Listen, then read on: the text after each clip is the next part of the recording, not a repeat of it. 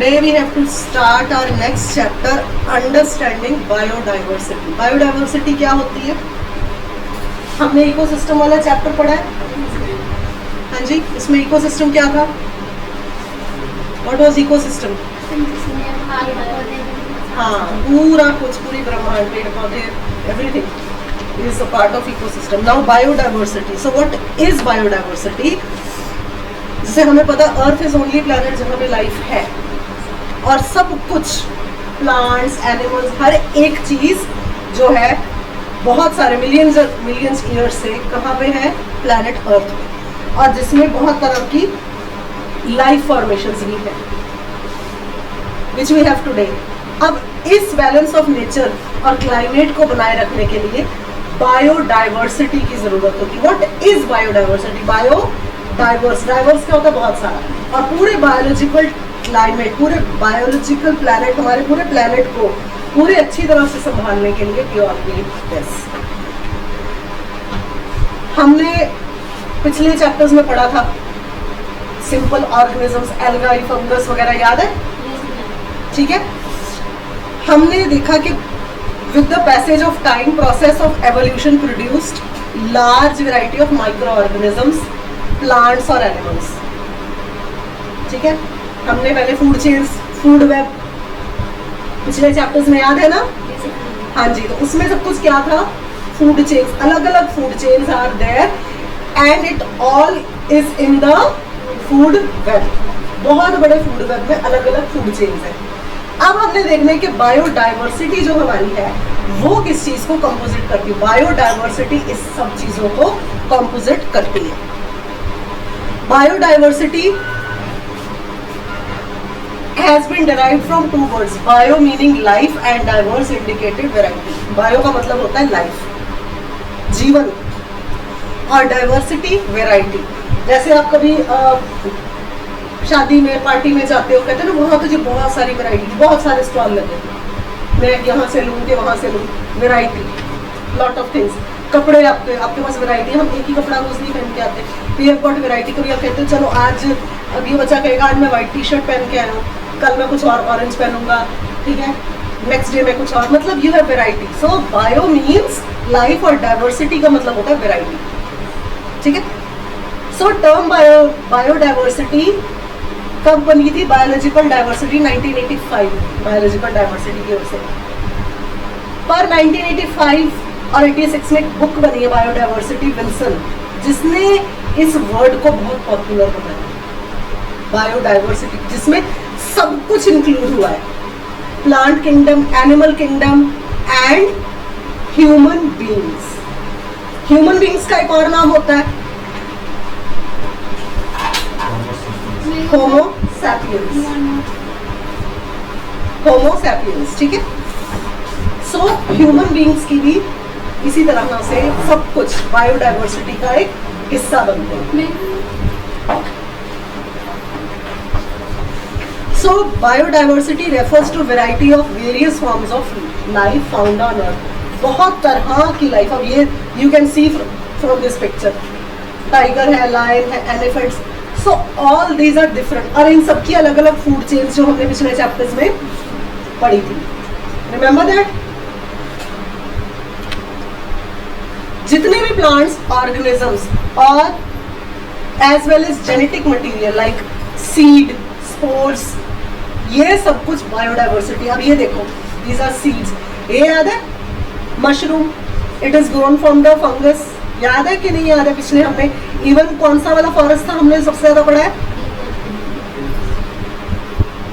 सबसे ज्यादा फॉरेस्ट कौन से? कैनोपी ट्रीज पढ़े थे, याद है? और उसके नीचे नीचे हमने मशरूम्स के बारे में पढ़ा था, सीड्स, एवरीथिंग। ये क्या है? जिंजर, ठीक है। बटरफ्लाई, यानी कि हर एक चीज जो है, चाहे वो कोई भी वैरायटी की हो, these are seeds of different variety, not one variety. ठीक है। So all these compose of the full nature which is a part of the biodiversity. These are the components of biodiversity, यानी कि biodiversity के ये components हैं। So we can observe diversity three different, जो हमने अपने सिलेबस में पढ़ना है, थ्री डिफरेंट लेवल्स। एक होती है genetic diversity. What is genetic diversity? Genes, हम सबके chromosomes, DNA, we all are made up of a gene. हमारे जीन्स, हमारे chromosomes which we have inherited through our parents. ठीक है, जेनेटिक डाइवर्सिटी, स्पीशीज, इनकी अलग अलग स्पीशीज, एंड इकोसिस्टम डाइवर्सिटी। समझ आए? सो जेनेटिक डाइवर्सिटी, अभी मैंने बताया था, अलग अलग genes, variation in gene within particular species, एक पर्टिकुलर स्पीशीज की वेरियस जीन्स।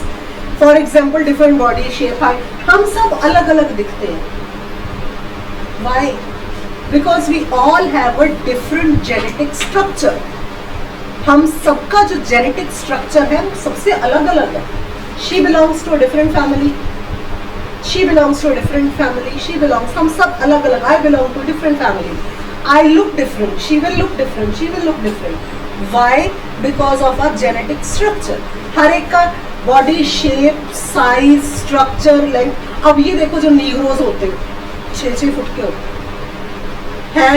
हैं तो वो भी homo sapiens just like us human beings, but why are they different? Because of their genetic. वो उनकी जीन्स अलग है, हमारी अलग है। हम लोग एशियंस कहलाते हैं। India is in the continent of Asia. ठीक है, हमारा स्किन टेक्सचर, कलर, हाइट सब कुछ अलग है।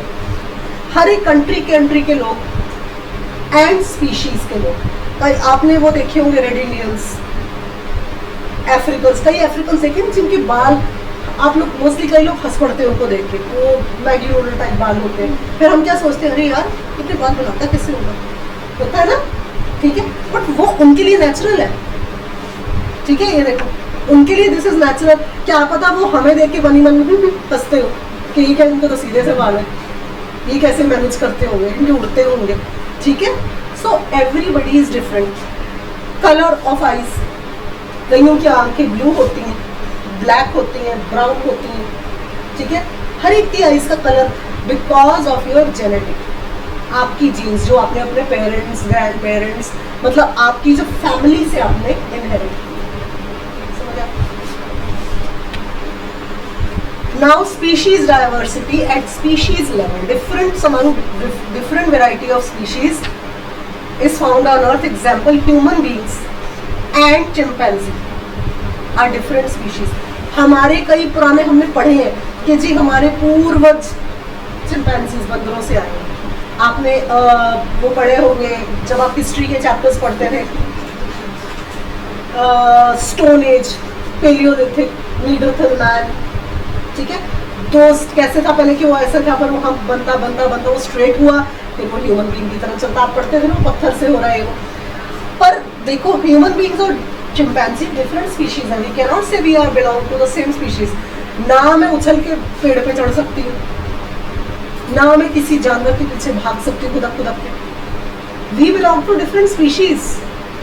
ठीक है, pumpkin, bitter gourd, watermelon. Pumpkin क्या होता है? पंपकिन कद्दू, बिटर गोट करेला, वाटरमेलन तरबूज, etcetera are species of the cucumber family. Cucumber, खीरे की फैमिली से अलग अलग स्पीशीज है। आप कहोगे हैं ये सारे खीरे की फैमिली से? Yes, they belong to the cucumber family, but they are different species. ठीक है, अब अगर सपोज करो मैं अपनी बात करूं, मेरे पापा के 8 भाई 10 भाई, उनकी शादियां, उनके भी बच्चे, आगे बच्चों के बच्चे, हम सबकी शक्लें अलग अलग हैं। We do not, but we belong to the same heredity, same DNA, but कुछ ना कुछ हर एक की शक्ल में, सके बहन भाइयों की भी शक्ल पूरी तरह नहीं मिलती, कुछ रिजेम्बलेंस है, पूरी नहीं मिलती, होता है ना, but still we belong to the same family because of our DNA structure.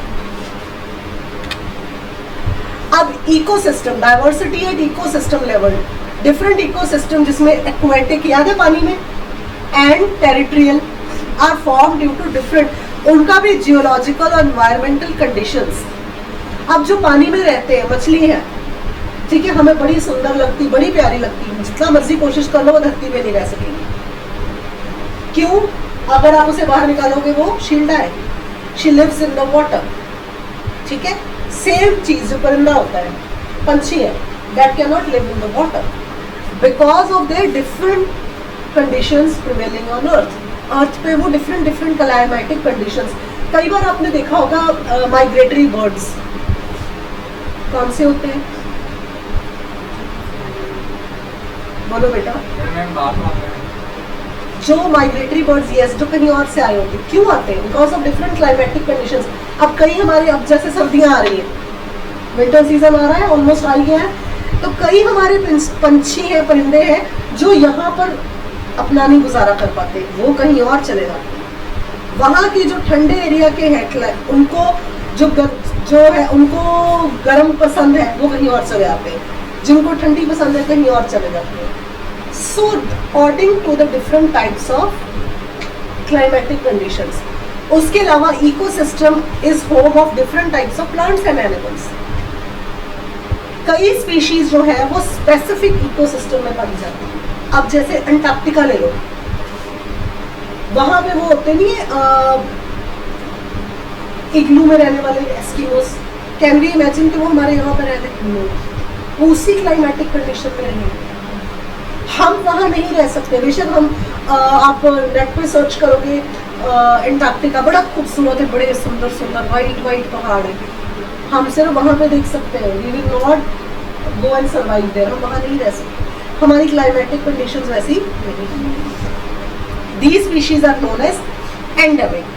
अब डिफरेंट प्लांट्स एंड एनिमल्स कई पर्टिकुलर इकोसिस्टम में पाए जाते हैं, जिसको बोलते हैं कम्युनिटी। जैसे फॉर एग्जाम्पल ये व्हाइट बर्ड ले लो, इनकी अपनी डिफरेंट कम्युनिटी। ये वाले, ये जो है पैरट्स हैं, पैरट की अपनी डिफरेंट कम्युनिटी है, ये अपने ही उस कम्युनिटी में रहेगा, क्योंकि इनका हैबिटेट, इनका लिविंग स्टाइल, इनका लाइफ स्टाइल, इनका ईटिंग पैटर्न अपनी अपनी कम्युनिटी के लेवल पर ही बेस्ड है।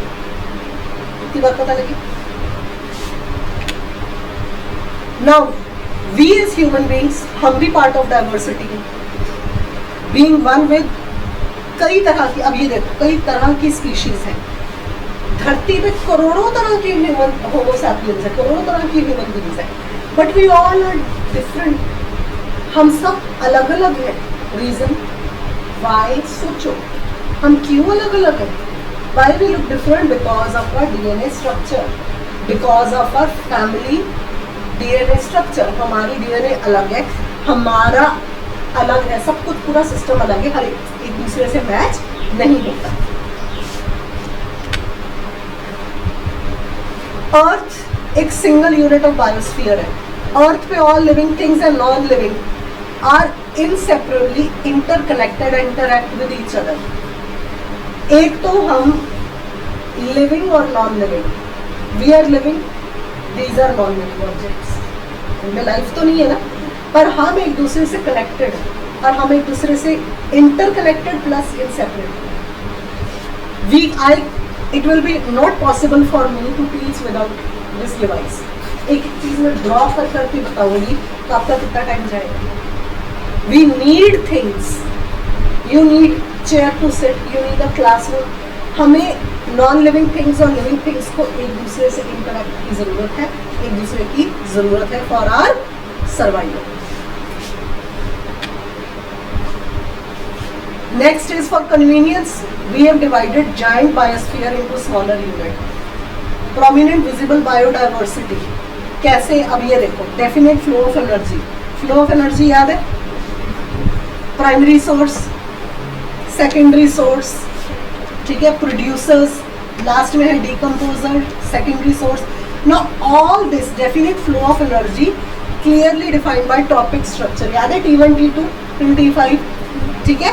तो हमारे को प्राइमरी स्ट्रक्चर जो है, primary energy, primary source of energy, producers. Then अब ये देखो वाटर हीट हुई, प्राइमरी कंज्यूमर, सेकेंडरी कंज्यूमर, इसमें biotic and abiotic life and decomposers.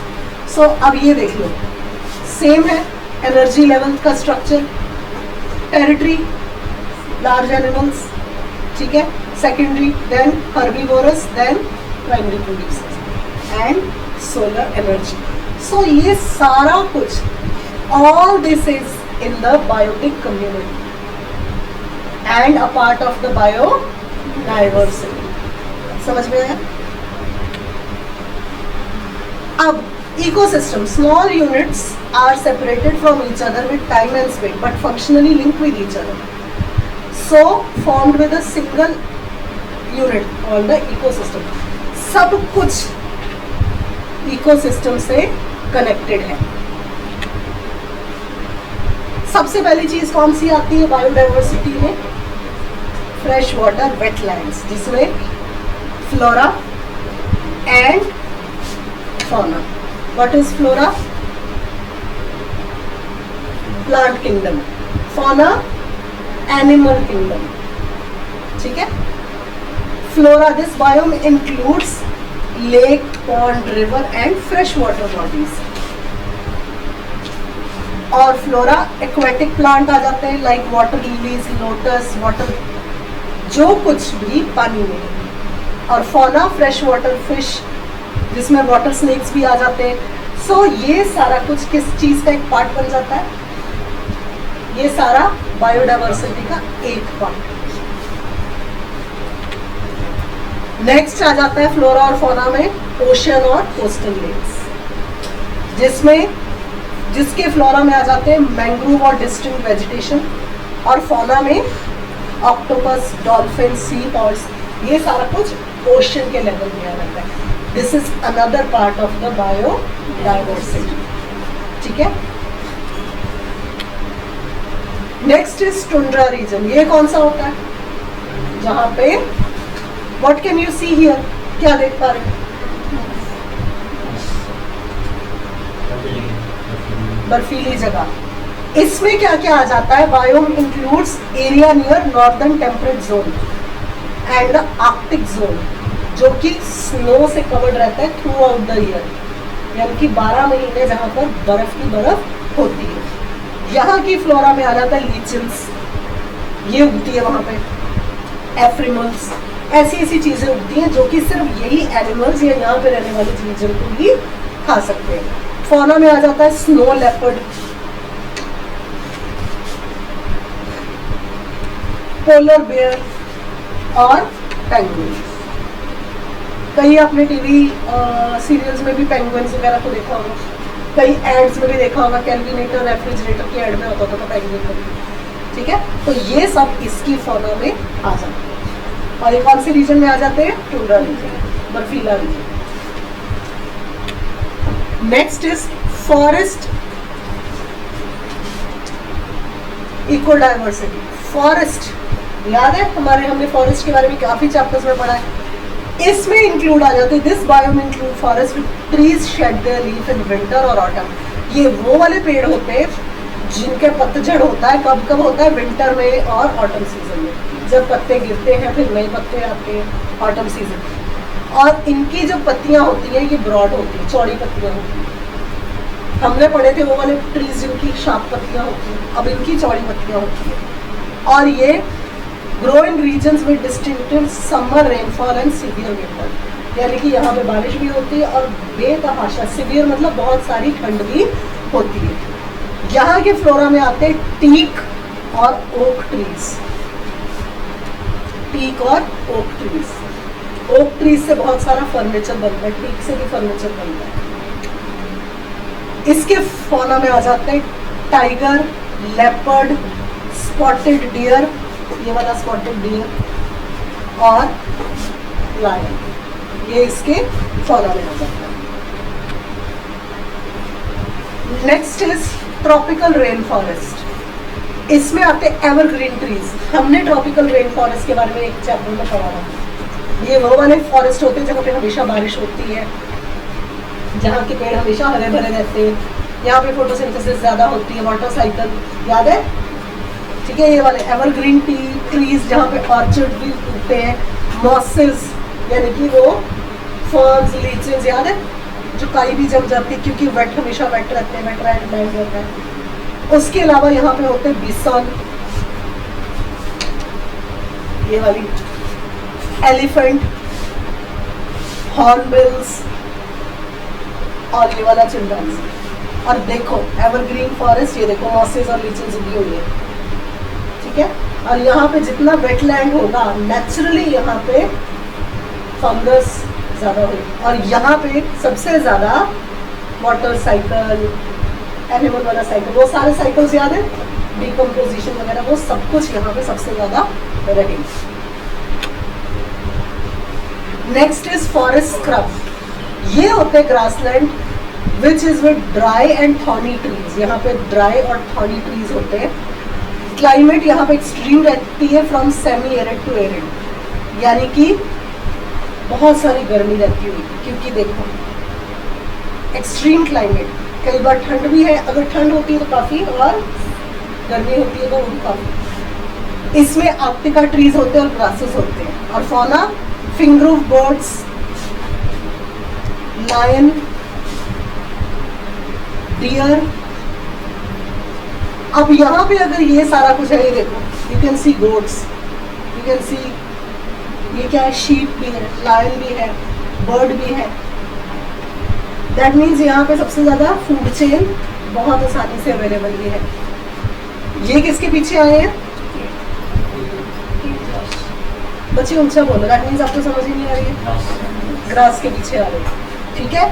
Food chain याद है, फूड चेन बन रही, this will eat the grass and then it will be eaten by the big animal and the biggest animal, ठीक है। और food chain में धीरे धीरे, अब नेचुरली अगर ऐसी जगह है तो यहाँ पे कुछ वेट एरिया थोड़ा बहुत होगा जहाँ पर हरियाली है, कुछ कुछ, बाकी ये सेमी एरिया भी है। Next is coniferous. ये हाई एल्टीट्यूड होता है जहाँ पे टेम्परेचर लो होता है, यानी कि टेम्परेचर लो कहाँ होता है, ठंडी जगह पे, हायर एल्टीट्यूड और ठंडी जगह। यहाँ पे कोन शेप ट्रीज होते हैं लाइक पाइन, बिर्च, डियोडर, इससे बहुत खूबसूरत फर्नीचर बनता है और तभी इसका नाम कॉनिफर है।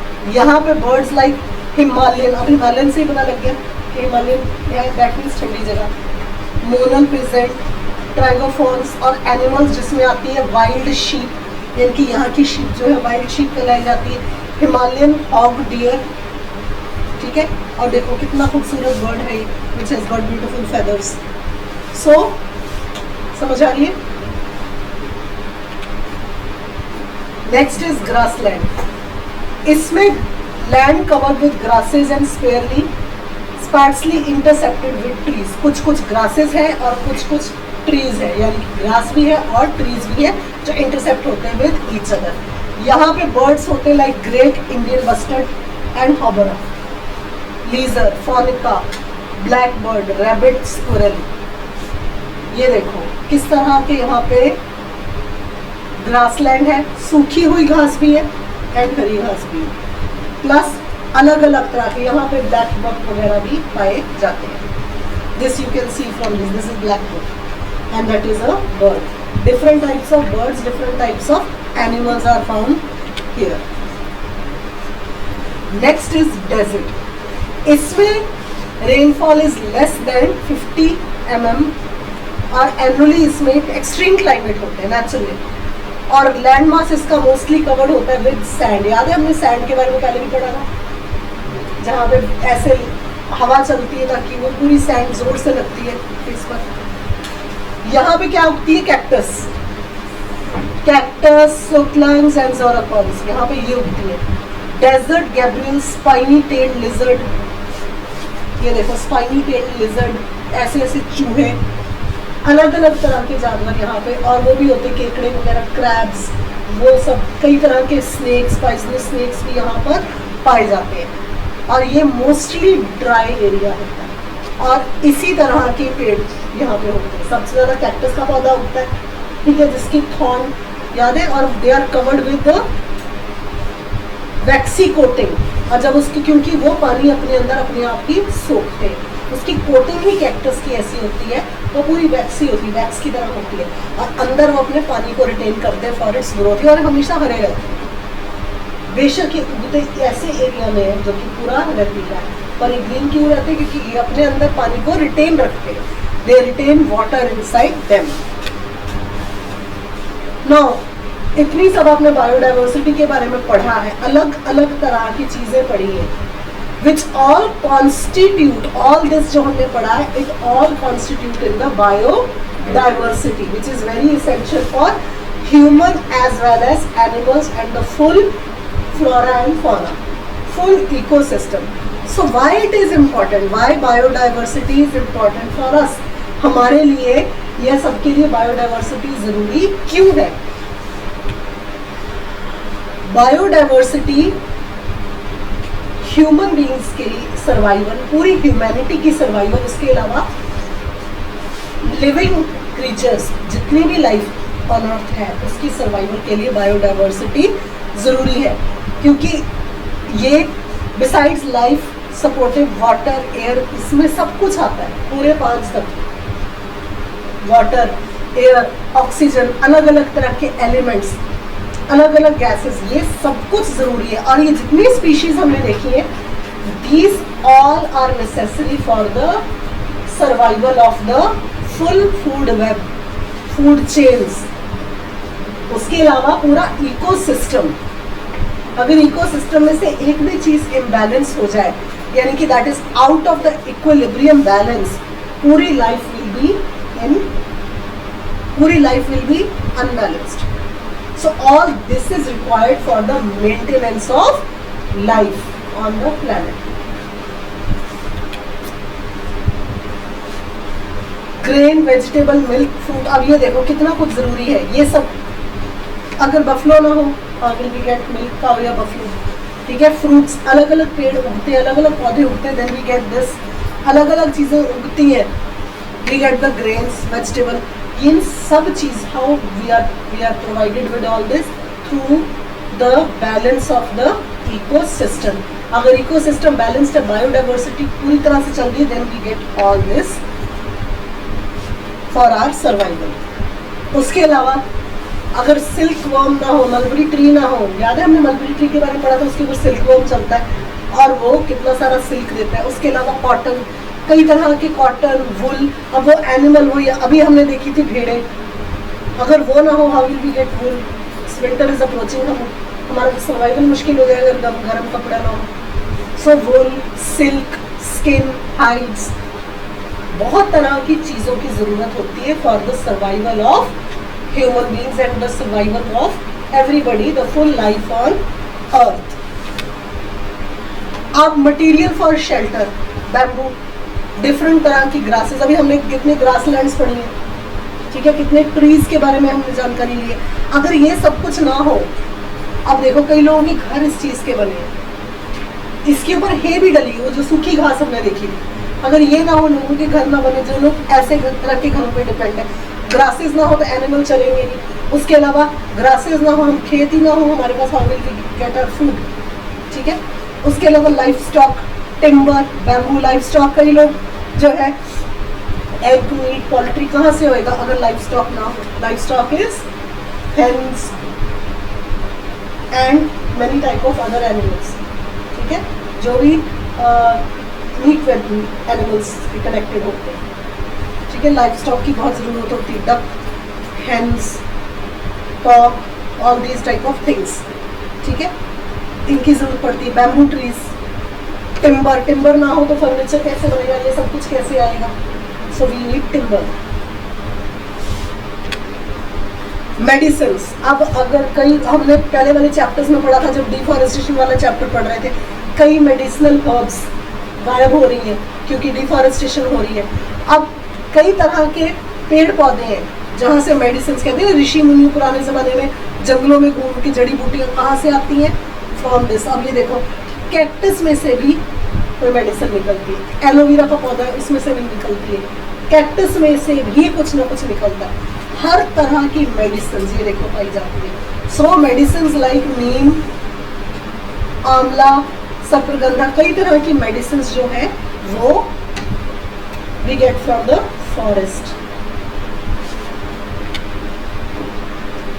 अब recreation of forest and wildlife, अगर ये सब कुछ ना हो, ये बर्ड लाइफ स्टॉक ये सब ना हो, पूरा इकोसिस्टम इम्बैलेंस हो जाएगा।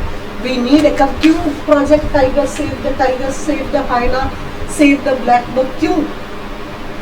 क्योंकि हमें we need all these animals, we need all these birds for the continuity of life on the planet earth. अगर ये ना हो तो पूरी बायोडाइवर्सिटी हिल जाए, पूरी बायोडाइवर्सिटी खत्म हो जाए। पानी को साफ रखते कई तरह के जीव जंतु जो पानी में रहते हैं। अब non economic bio benefits of biodiversity, अभी मैंने बताया था purification of air and water. कई तरह के बर्ड्स, कई तरह के होते हैं जो एयर की कई चीज़ें हम नहीं देख पा रहे हैं। अब बाहर निकलो, हम बाहर चलते देखते हैं, हमें कहीं ऐसे देख लो जैसे बस वी कांट सी। कई तरह के पोल्यूटेंट्स होते हैं जो छोटे छोटे चलने उड़ने वाले परिंदे उसको खा जाते हैं, प्योरीफाई कर देते हैं एयर। अब मैंने अभी बताया था पानी में कई तरह के छोटे जीव होते हैं, पता नहीं कितना माइक्रो ऑर्गेनिज्म खा जाते, हमारे लिए ठीक नहीं है। नाइट्रोजन फिक्सिंग, उसके अलावा waste, detoxification of waste. Toxic क्या होता है? गंदा। डिटॉक्सिफाई मतलब गंदगी को साफ करना, waste material. Regeneration of soil, याद है माइक्रोब्स अगर सॉइल में ना हो तो मिनरल्स ही नहीं बनेंगे। Fertility, regulation of climate, climate की रेगुलेशन भी इन्हीं चीज़ों से होगी। Now you can see this. Social valuable, urban and agriculture development, water management, Everglades dynamic, ठीक है, water quality, hydrology, disturbances, habitat, animal, soil, ये सारा they are related and interrelated to each other. We are all dependent on all this. Algae वगैरह अगर ये ना and में हो तब कई तरह के छोटे छोटे जीव हैं उनको जान मिलेगी। So all this micro planets, all this जो कुछ हमने पढ़ा था, याद है, जू planktons, micro organisms, all this is required to maintain the water quality. All these are precious gifts। ये मैंने अभी आपको बताया था बायोडाइवर्सिटी, इंपॉर्टेंस फॉर बायोडाइवर्सिटी, क्योंकि फूड की सिक्योरिटी, उसके अलावा हर एक इंडिविजुअल की हमारी रिस्पॉन्सिबिलिटी है टू कंजर्व द बायोडाइवर्सिटी। अब इनके थ्रू ही जो है life is distributed uniformly on earth. Uniformly क्या होता है? Equally, uniform system, equality. क्यों हम कहते हैं, छोटा सा एग्जाम्पल, स्कूल्स में यूनिफॉर्म ताकि सब बच्चों में इक्वालिटी हो। Same is uniformity, quality of life. अगर ये सब कुछ ना हो तो लाइफ की क्वालिटी ना हो। अब ये देखो बड़े बड़े पहाड़, झरने, अगर झरने ना हो, कहते हैं ना पहाड़ों से गंगा आती है, वहाँ से बिल्कुल साफ पानी आता है। अगर ये पहाड़ों के झरनों से पानी बहकर रिवर्स में ना आए, how will we get clear water? सोचो, ठीक है। और आसपास अगर ये झरने ना हो तो क्या हो जाएगा? ठीक है, सारा कुछ घूम फिर के बाद सारी डिफॉरेस्टेशन पे आ जाती है। ठीक है, कुछ एरियाज है rich in life form and others are poor. ठीक है, richness in life form is certain countries world has been designated as mega biodiversity country. इसीलिए कई कंट्रीज को वर्ल्ड में कहा गया है मेगा बायोडाइवर्सिटी कंट्री। इंडिया भी एक मेगा बायोडाइवर्सिटी कंट्री है। क्यों? क्योंकि अलग अलग तरह के रीजन्स इंडिया में भी हैं। पहाड़ है, झील, झरने, उसके अलावा रेतीला मैदान, इसकी बहुत ज़रूरत है। We need everything for our survival. समझ आ गई? अब देखो इंडिया के बारे में बताया, कंट्री ऑफ मेगा बायोडाइवर्सिटी। देखो कितने सारे छोटे जानवर से लेके बड़े जानवर तक, अलग अलग परिंदे। All this is required for our biodiversity, जिसमें कि India is immense biological diversity, जो कि देखा जाता है variety of physiographic and climatic situation resulted in diversity in ecological habitats. अगर अलग अलग जीव जंतु, इनकी प्रोटेक्शन रही, इनका सर्वाइवल, इनकी फूड चेन बनी हुई है, इनकी भी बनी हुई है, हर एक की फूड चेन्स बनी रहे, वाटर साइकिल्स बना रहे, फूड वेब बना रहे, तभी क्या बनेगा? इकोसिस्टम। इकोसिस्टम मेंटेन रहे तो biodiversity. Forest, grassland, wetland, coastal area, समुद्री इलाका, मैरीन इलाका, ठीक है, ये सारा कुछ इकोलॉजिकल सिस्टम की मेंटेनेंस के लिए जरूरी है। छोटी फूड चेन से लेके बड़ी फूड चेन जो बनाती है फूड वेब, अलग अलग फूड वेब, बड़ा सारा फूड वेब, और फिर इकोलॉजिकल बैलेंस। और वो पूरा इकोलॉजिकल बैलेंस किसके अंदर फिट होता है? Biodiversity.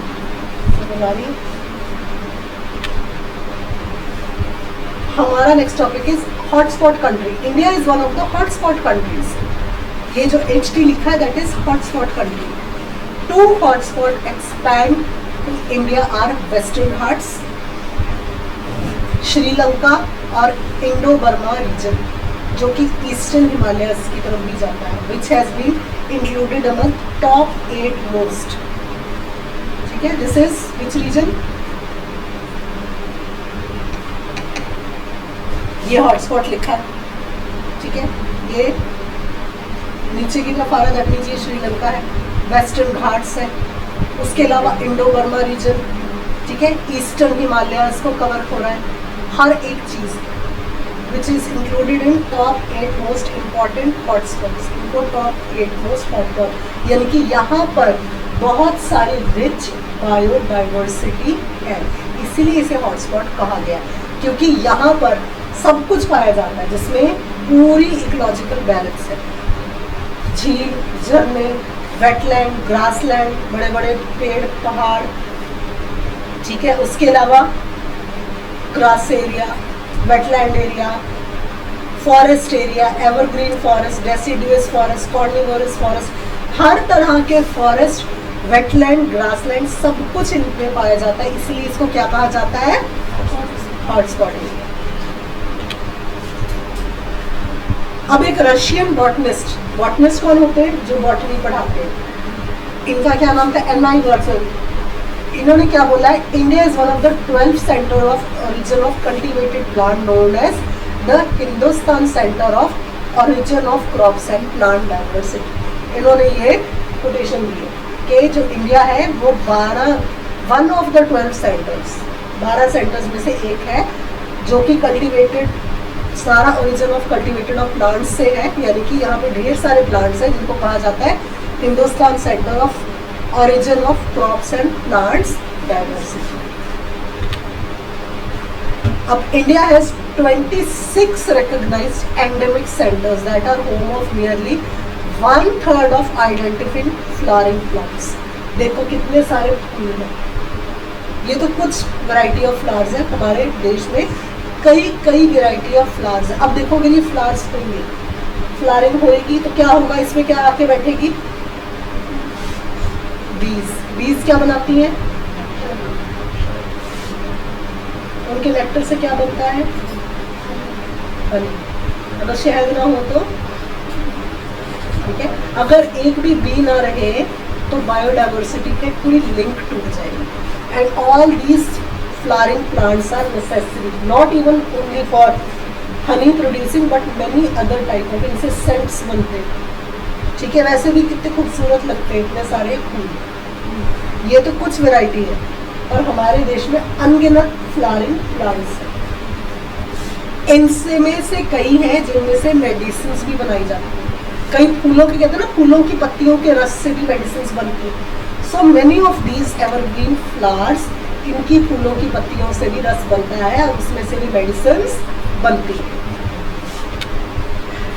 India has 2.4% of world's total area, account for 7.31% of earth की biodiversity. Now sea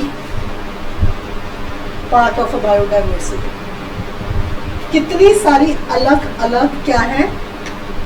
food chains, right. So India 7.31% का शेयर है इंडिया का वर्ल्ड की biodiversity. 18% of countries recorded plants and animals are endemic to this country. देखो कितनी तरह के plants और एनिमल्स हैं जिनकी जरूरत पड़ती है इस कंट्री की, ठीक है, endemic species of this country. Now estimated number of animal species, this you can see, कितने ग्रुप्स हैं वर्ल्ड के, इंडिया में कितने हैं, टोटल परसेंटेज कितनी बनी, this you can C.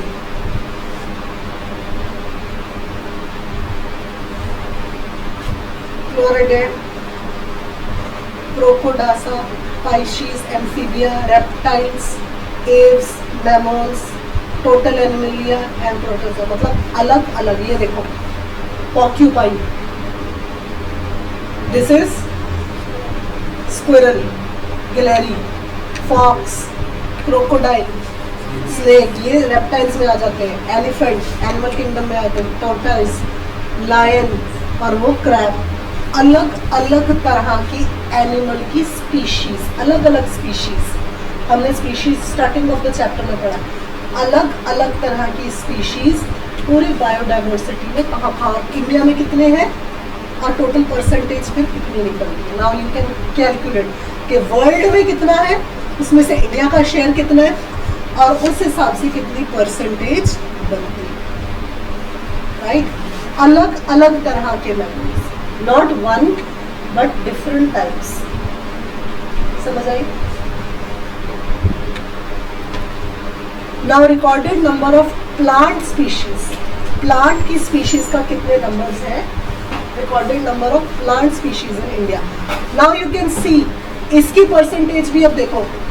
Algae, fungus, lichens, बायोमाका, क्रिसैंथिया एंड गॉथोस्पर्म्स, अलग अलग तरह का. इंडिया में कितना है, वर्ल्ड का कितना, और उसके हिसाब से हमारी परसेंटेज कितनी बन रही है. Now you can see this, अगर इसमें मॉसेस और लीचेस है वो भी इंक्लूडेड. ठीक है. Now these are herbivorous plants. ये हमने डिफॉरेस्टेशन वाले चैप्टर में भी ये चीज देखी थी.